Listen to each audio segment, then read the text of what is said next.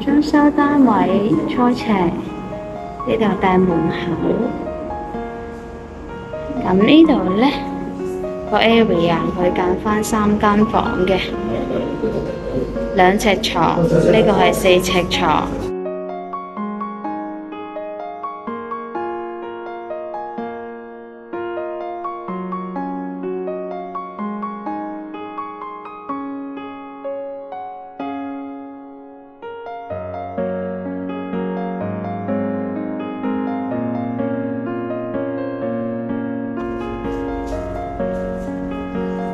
就係呢一邊，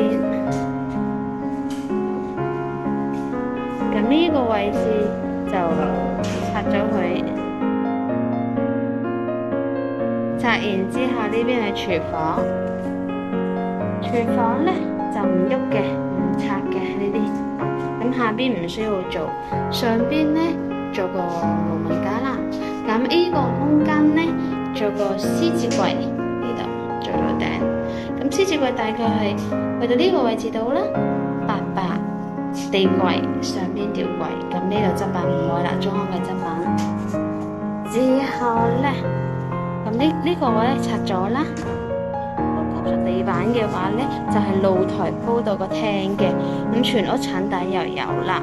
咁去到露台呢個位置咧，呢個膊拆咗佢，拆完之後咧呢個鐵網拆咗佢，做翻個推窗。入邊就做翻個防盜網，咁下邊呢個 area 咧做翻個彈窗啦，然之後呢邊係拖力啦，去到呢一邊落去水改位，咁洗衣機擺喺呢個位置，呢一個洗手盆係擺翻喺呢個位置啦，呢個位置，咁呢度上邊咯做個吊櫃啦。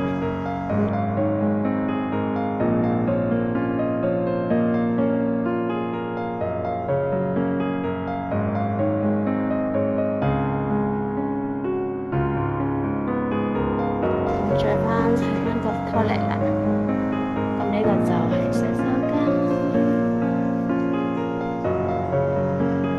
咁呢個去水位要翻點改啦，因為洗衣機去水應該都會翻呢度。咁然之後廚房呢個空間呢，咁佢裝咗抽油煙機之後嗰條喉呢，個排氣口應該喺呢一邊嘅角，咁呢個窗嘅上邊窗又做翻個啦，咁呢個推窗呢，淨話推窗呢，上邊係做一排細嘅望出去嘅窗，咁下邊呢再做翻都係推出去嘅窗，咁留意翻呢度可能留翻個等位，咁地時要搭棚噶啦，因為出邊要擺翻個分體啦，